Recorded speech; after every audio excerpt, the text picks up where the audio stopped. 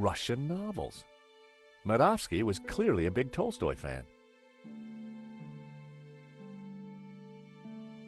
Nico? Shh! I'm eavesdropping, George. The inlaid box was studded with gems. Magnificent.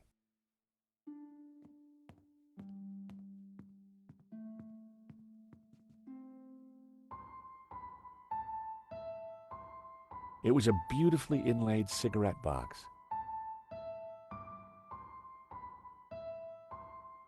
The catch seemed to be broken. The catch had snapped.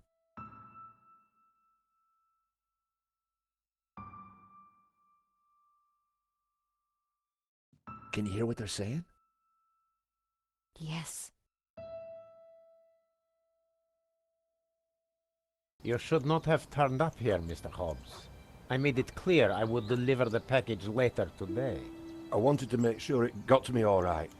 I've got a lot of work to do on it. This is most inconvenient. Medovsky's arguing with his visitor, Hobbs, about the portfolio. That portfolio is important, I'm sure of it. It was an antique cabinet.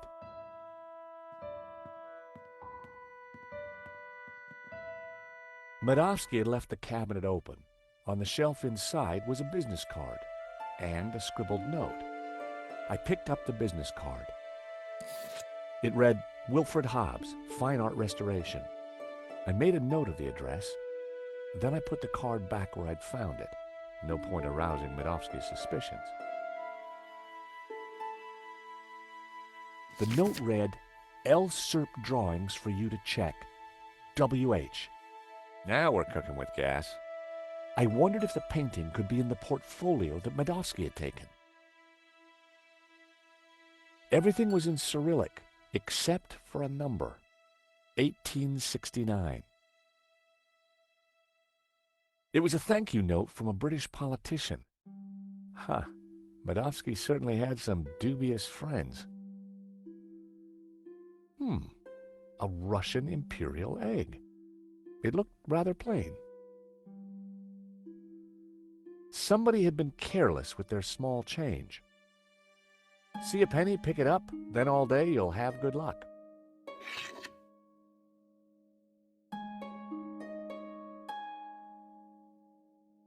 I suspected the medals weren't from the Moscow Debating Society.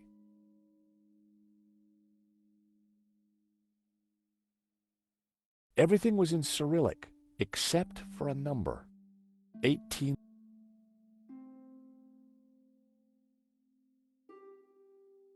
It seems our Medovsky has friends in low places.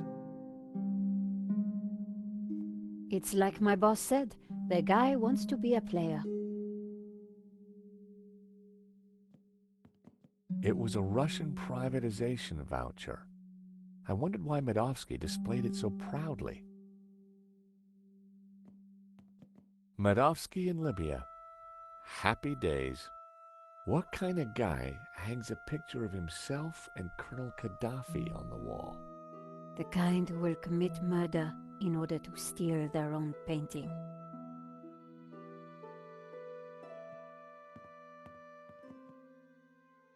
Locked.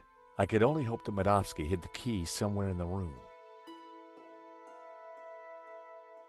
An ancient but wonderfully ornate typewriter.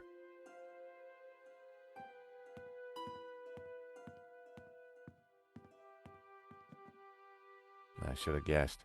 Keyboard was Cyrillic. I tried to remember how that row of keys read on a U.S. keyboard.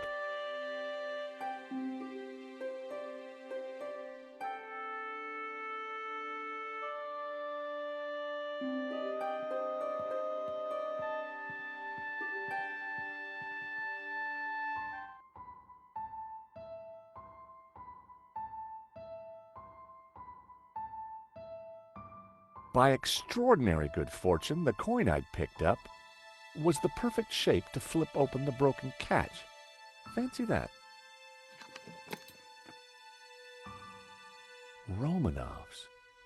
The same brand of cigarettes that were in the ashtray in Vera's security. An elaborate key in a small pouch. Keys are always useful.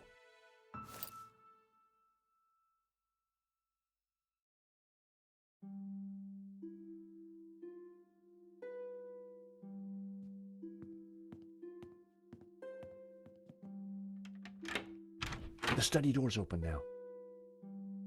Hear anything else interesting? Hang on. Listen, Hobbs, just take the portfolio and do your work. You are nervous, and I don't like that. Understood. I have got a few questions, though. I do not like questions either. Hurry up. I noticed a couple of people arriving. Who were they?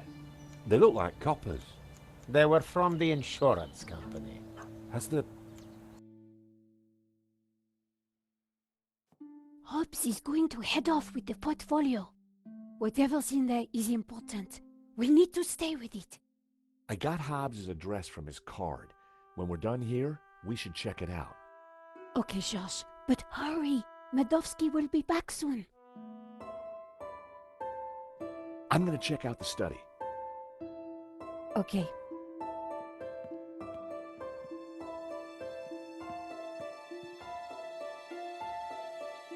Wow, there must be millions of dollars worth of art on these walls. The painting reminded me of my Aunt Maud. I'd never liked her. These paintings would have kept a critic enraptured for hours, but I didn't have time to dwell. Medovsky certainly loved art, or pretended to. Medovsky had a truly impressive collection of paintings.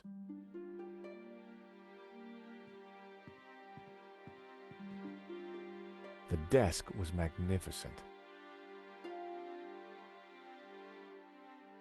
Large Cyrillic letters were carved into panels on the side of the desk. Filthy habit. The chair was fancy and probably more expensive than it looked. Those two little holes were just waiting for me to put my fingers in them. I resisted the urge.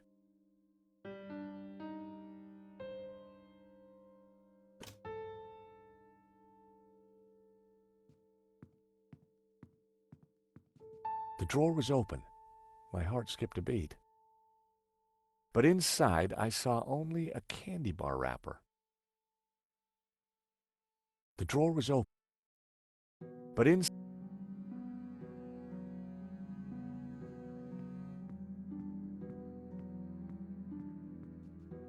it was an expensive chair.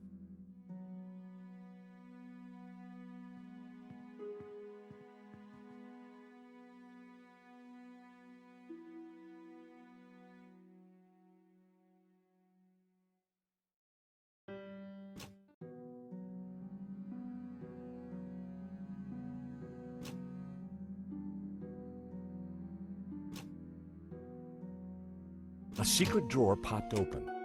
I knew that publication date would be significant. At last, I was going to discover Medovsky's secrets. It certainly wasn't Medovsky's sock drawer. Hey, I think we've struck gold. Hang on, I'm coming. Look, a letter from a guy called Gainan. His company, Wolfram, want to purchase La Maledizio. They're offering way over the asking price. Anything connecting Medovsky to Vera?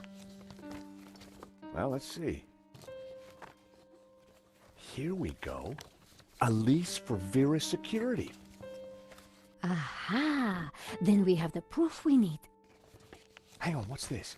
Expenses for a Mr. Shears. Waterloo Motors, one helmet. These are from Paris. Madame La Trex. Hotel Britannique. Pizza. Nico. Pizza. I think your friend Shears might just be Henri's killer. George, what have we got ourselves into? I just heard the front door close. Medovsky's coming. Put everything back in order, quick! Right.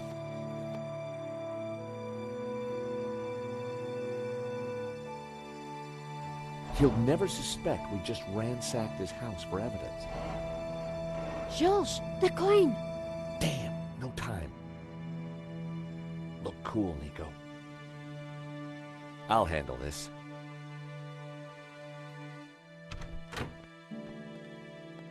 I apologize for the lengthy wait. As you can imagine, my time is at a premium. That's fine, Mr. Medovsky.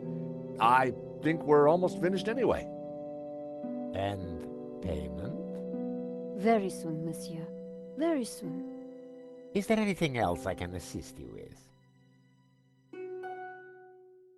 Nice collection of medals you have there, Mr. Medovsky.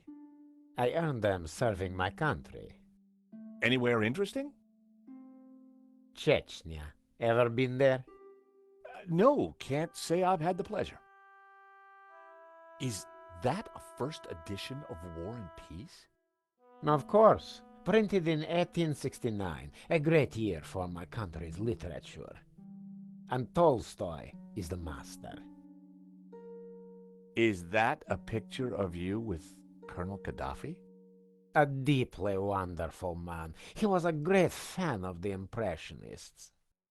Well, he certainly left quite an impression on Libya. So, what brought you into the art business, Mr. Medovsky? Oh, an eye for great artists, an appreciation of fine culture, and a love of what you Americans call the greenback. You must be upset at the theft of La Malediccio. Yes, and disappointed that someone would kill for such a minor piece. So this Hobbs guy, good friend of yours, is he? No, we simply have a business arrangement. We've been through this already. Now please, if you're quite finished, I'm a busy man. Thank you for your time, Monsieur Medovsky. We'll be in touch soon. Well, no prizes for guessing where we go now. Hobbs' place, right? Got it in one. Medovsky's pretty shady, don't you think? He bought our act, though. You make a pretty good insurance man, George. Yeah, who'd have thought it? By the time he realizes we're not assessing his claim, we'll have cracked the case and be toasting our success. Here's hoping. Looks like rain. Come on, let's get that cab. Taxi!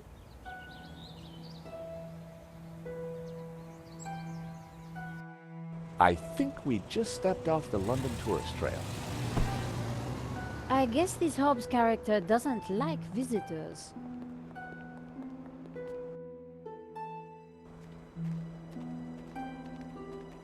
Not the kind of place you'd expect to find a restorer of old masters.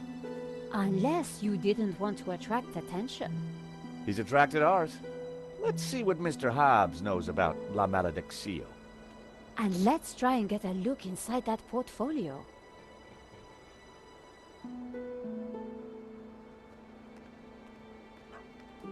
The van's window looked like it hadn't been washed for years. The door was locked. Looking through the window, I could see that there was nothing in the van. Hobbs must have taken the portfolio inside. The van was held together with rust and dirt.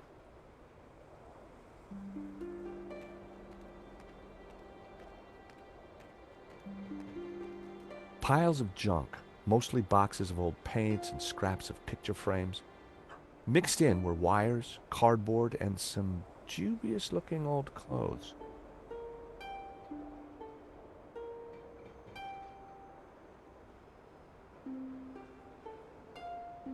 George Stobbart.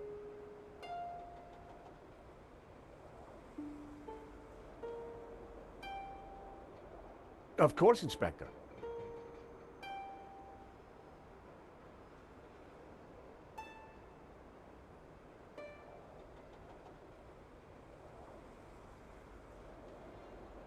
I see.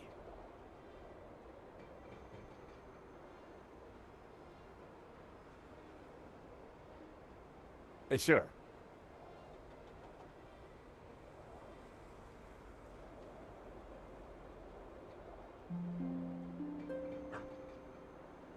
And you. That was Nave. We're required back at the gallery tomorrow for a crime scene reconstruction. Let me guess. Non-attendance is a criminal offense? You got it.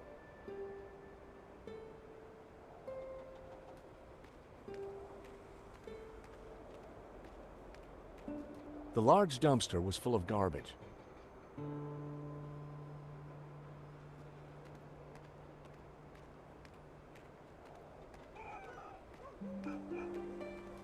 The drain pipe was more rust than iron.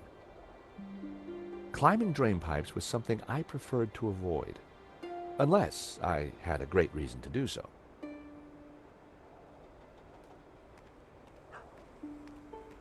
The mailbox read, W. Hobbs, Fine Art Restoration. There was a piece of paper sticking out of the mail slot. For a second, I debated the morality of mail snooping. It was a short debate, and I won.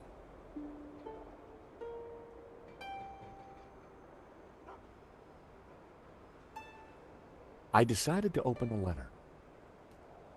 Dear Mr. Hobbs, due to previous incidents, we are writing to inform you that we will no longer be sending models to your address.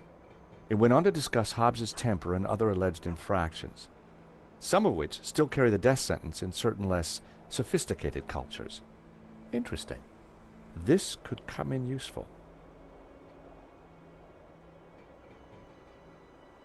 It was a thick metal security door. It was a thick metal security door.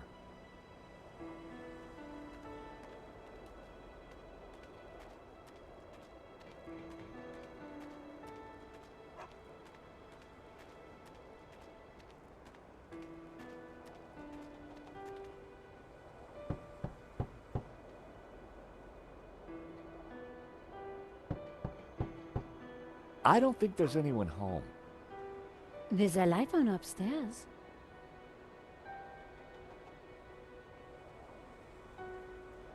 There was definitely someone home.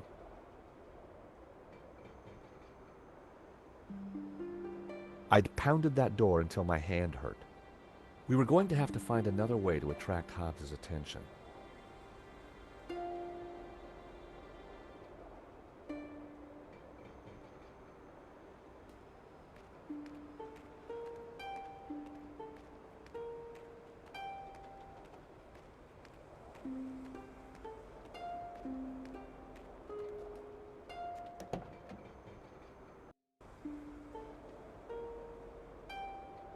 There was a half-empty bottle of whiskey, or half full, depending on your attitude to life. Slosha! The handbrake looked ineffective, like all the other safety features. I decided to leave the handbrake alone.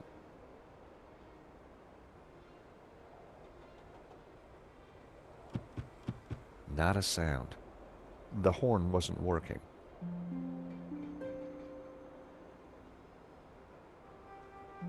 It was the lever to open the hood. I popped open the van's hood.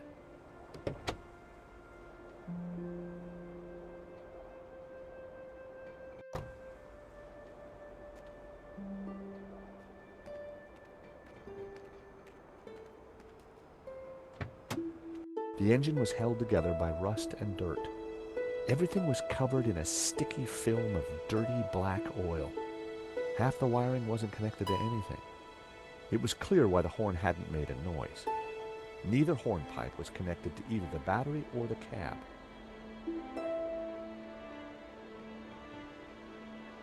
It was one of two horns in the van. It didn't seem to be connected to anything else under the hood. Two wires hung loose from it. A bundle of wires came into the engine bay from the dashboard. Many of the wires seemed to lead nowhere. It was the van's engine. I didn't really have any reason to sabotage it. It was one of two horns in the van. It didn't seem to be connected to anything else under the hood. Two wires hung loose from it. It was the van battery. I needed to hook this up to the horn somehow. A bundle of short, severed wires was connected to the battery. None of the wires were connected to anything.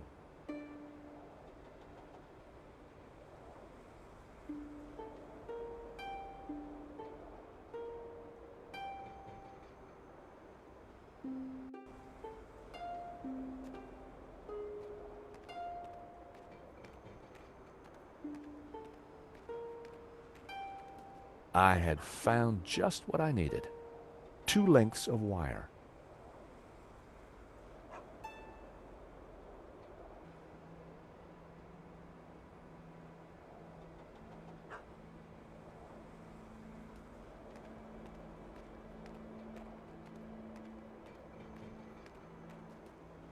The engine bay was a mess.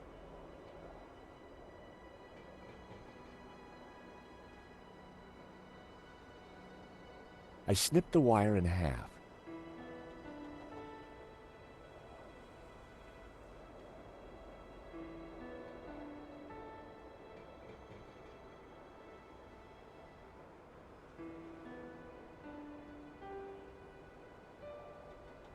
I connected the wires from the cab to the horn.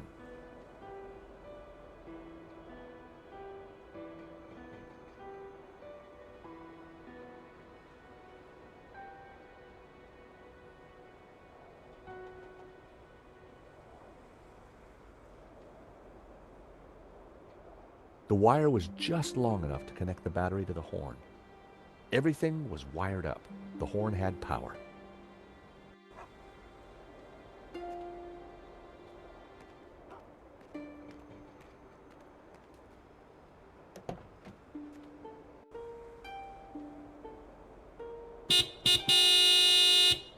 I figured that should get Hobbs's attention.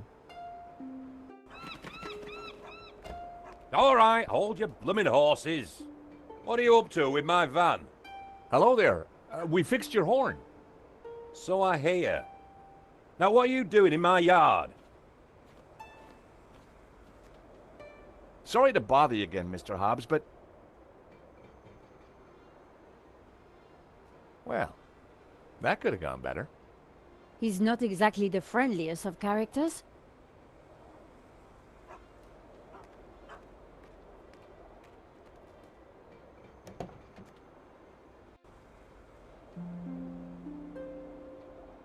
I decided to give it another blast.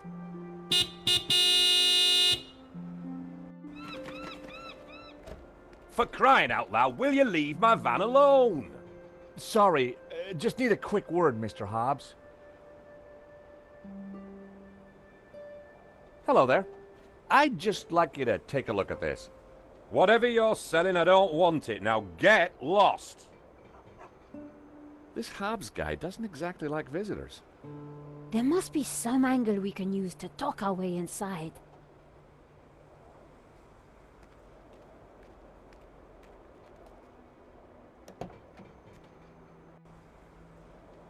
I decided to give it another blast.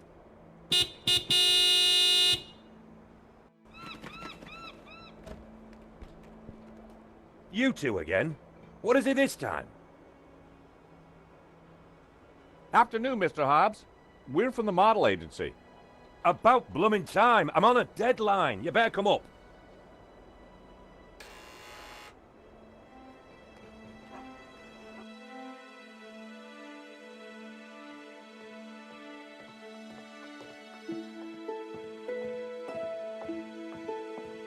About time you two showed up. Hello, Mr. Hobbs. I was just wondering if... Can it, Goldilocks? I don't have time for chit-chat. Just get undressed behind that screen. Undressed? That was the deal. An extra 20 quid because I need you with your kit off. The studio was freezing. And as for you, darling, no need to get undressed. I've got a vivid imagination, so I'll just use that. Either way, just go sit over there on that rug and give me your best belly-pock floozy.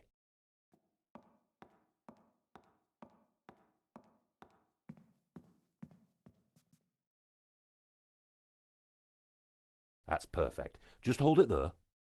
Nico made for a good distraction. I just needed to figure out how to get a look inside that portfolio.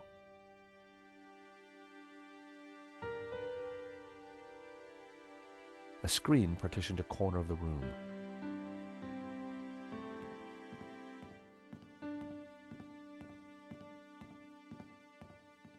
My, if it isn't George Stobbart. Lady Piermont! Oh my! You're... Naked? Of course. As an artist's muse, one often finds oneself en pelotas. Now, George, don't be shy. Come here and give me a big hug. That day was the day the nightmares had begun. Trapped, smothered, choking on lavender. George, darling, pass me my robe. It's terribly cold in here.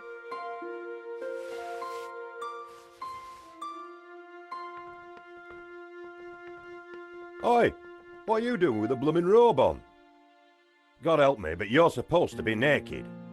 I've got a deadline to meet. Well, you won't be meeting any deadlines with manners like that. And besides, it's freezing in here.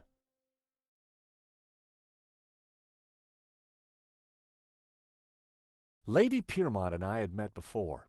She was larger than life, in every way.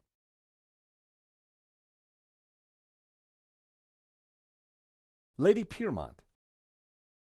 Oh, George, be a darling and sort the heating out in here. I'll see what I can do.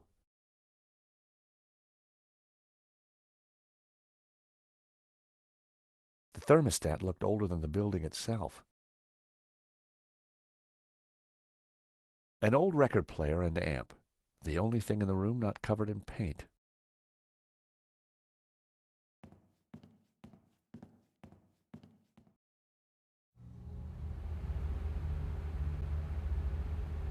Hey! Leave that dial alone. Sorry, but Lady Piermont is cold. I thought... Look, pal, I know it's brass monkeys in here, but the wiring in this building is ancient, and the fuse box won't take it. Her Majesty will just have to get used to chapel hat pegs. Lady Piermont, Mr. Hobbs won't let me turn up the heating. Well, we'll soon see about that. Oh, crumbs. If you do not adjust the heating, I shall refuse to cooperate. Lady Piermont, it's the circuits. They won't take the strain. You know what old buildings are like. In which case, I see no reason for this session to continue. Whoa, Lady Piermont, let's not be too hasty. I'm sure I can accommodate your needs. Good. Perhaps you can start by letting George here turn up the heating. Oh, go ahead then, but be careful. The power in here is temperamental.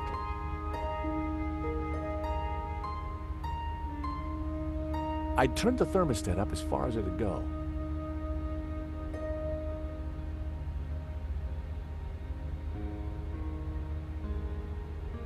I wondered if the suspicious wiring could be used to my advantage.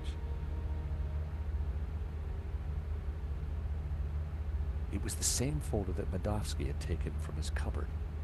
It was the only lead to the painting we had. I needed to look inside. But Hobbs was watching it like a hawk. Hobbs was the very picture of the booze-soaked artist. Excuse me, Mr. Hobbs. Oh, what do you want? You're supposed to be sprawled naked on that rug with the family jewels out. Yeah, well, about that. Could I just ask you a couple of questions first? Blow me. A model who's shy and chatty. It must be my birthday. I hear you did the restoration of that painting that got stolen recently in Paris? I might have. It's a fine piece. You can smell the pain in every brushstroke. Do you know a Russian called Medovsky? You know Medovsky? Everyone in the London art scene knows Medovsky. And everyone in the London art scene who likes their kneecaps knows when to keep their trap shut.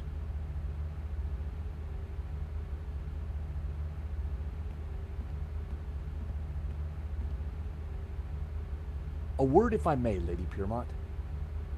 For you, George, I'm all ears. How can I help? How did you come to be working with Mr. Hobbs? Wheresoever a bohemian needs a helping hand, George, mine is always at the ready. And what better way to help than to expose one's flesh to the sensuous brushstrokes of such a talent? Do you know anything about a stolen painting called La Malediction? Oh, is this another of your adventures, George? How delicious. Shh. My heart's a tremor, George. Do you think Wilf is mixed up with this? Maybe, but I need you to act normally until we're sure. Mum's the word, Georgie. Can you keep a secret, Lady Piermont? I am the very soul of discretion, as you know. You see that portfolio by Hobbs's table? We need to take a peek inside. Be still, my beating heart. Just give me the nod, and I'm putty in your hands. So what have you been up to since our last encounter, Lady Piermont? Charity work, dear boy. Oh, any particular kind? Young men, George. So many have lost their way. I try to guide them best I can. That's all for now.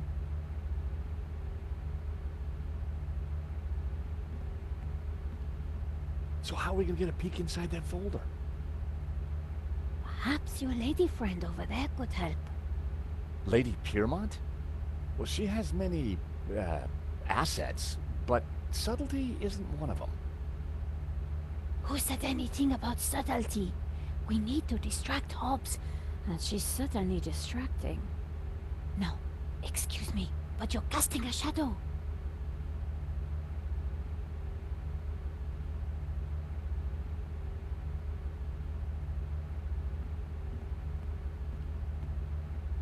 How about a top-up, Mr. Hobbs? Don't mind if I do.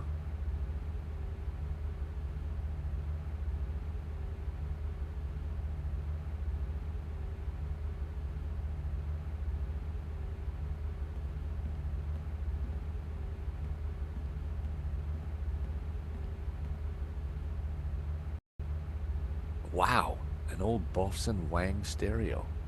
I hadn't seen one of those for years. The record had stopped. It was Jasmine Breeze by the Hairy Lobsters. Hobbs seemed to have a thing for 70s psychedelic jams. Burroughs, Dick, Rand. Hobbs liked his literature heavy and paranoid.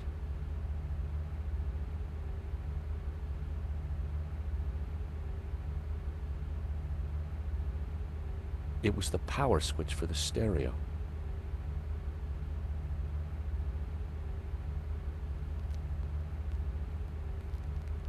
I turned the volume up a few notches.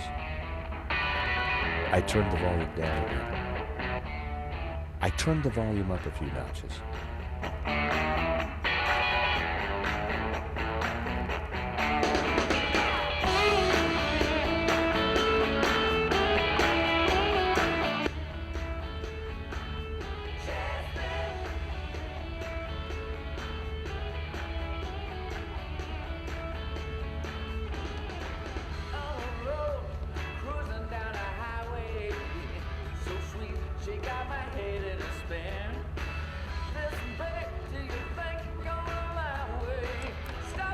It was locked. I wondered what was behind the door. It was the elevator control panel.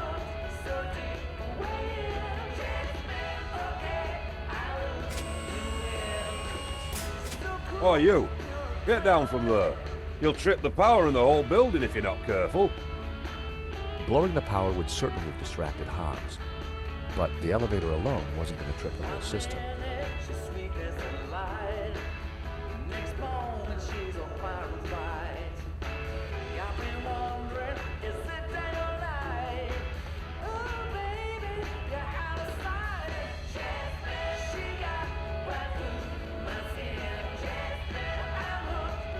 A word, if I may, Lady Piermont. For you, George, I'm all ears. How can I help? Anything else you can tell me about Mr. Hobbs? My lips are bound by discretion, sweet boy. It was clear that Lady Piermont knew nothing about Atlantic Sea. We're still trying to figure out a way to distract Hobbs and take a look in that portfolio. Lady Piermont wasn't going to tell me anything useful. Lady Piermont, we need your help. How thrilling! What do you need? Subterfuge? Leisure domain? Actually, I just need you to step on that lift behind you. Oh, but of course.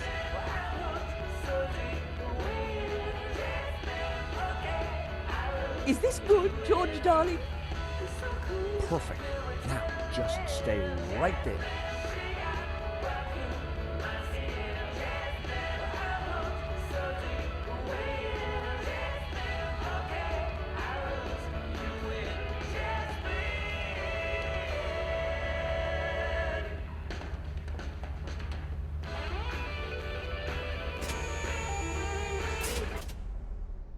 Oh, not again.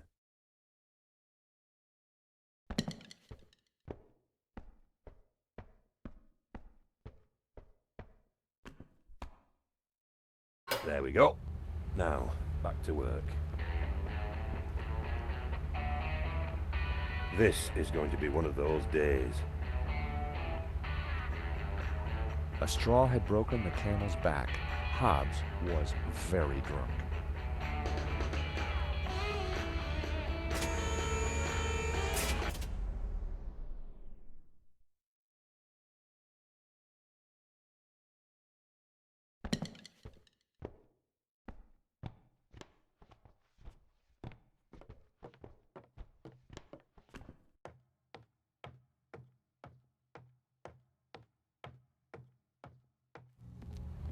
Now was my chance.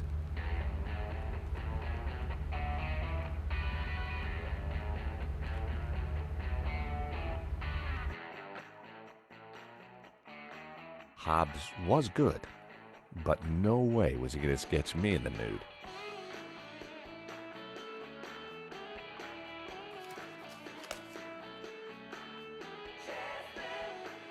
More of Hobbs' sketches. The model looked familiar.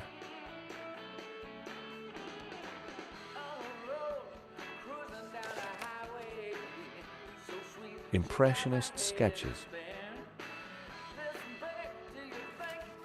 Well, it wasn't La Malediccio, but it did appear to be a study for an element of the painting, the Ouroboros. There was something different about the image in the center. I figured the sketch might come in handy, so I took it. What the heck? I told you that portfolio was private. Huh? Well, that was fun. Just like when you were a private dick, George. So, you're not models? No, Mr. Hobbs. Well, you can't be a copper. You're not stupid enough. So what the blazes are you doing in my studio? We're investigating the theft of La Malediccio. I told you I just restored it. That's what I do. Restore paintings. And these sketches? Studies done during the restoration. Nothing more. I've got naught to do with what happened after that painting left this studio. How was I to know it was going to get Henri killed? Hang on a second. How do you know Henri's dead? Look, he and I went back a long way. Le Lézard Bleu was on the ropes, so I got the painting into his exhibition. Nothing like this was supposed to happen. We're not accusing you of anything, Mr. Hobbs. We just want to get to the bottom of this. I get that, and I'll help you however I can, but this mess is way above my pay grade. How come you needed to make so many sketches of the painting to restore it? Restoration's not about throwing a load of paint around. It takes research. The Serpent is a complicated painting. A lot of subtext, a lot of symbols. Why would anyone want to steal La Malediccio? It's not exactly a famous painting. True, but there is something special about it that's hard to describe. There's conviction in every brushstroke. Whoever El Serp was, he had a tale to tell. The symbolism is deeply religious. We have reason to believe that Medovsky is mixed up in the theft of La Maledicción. Eh?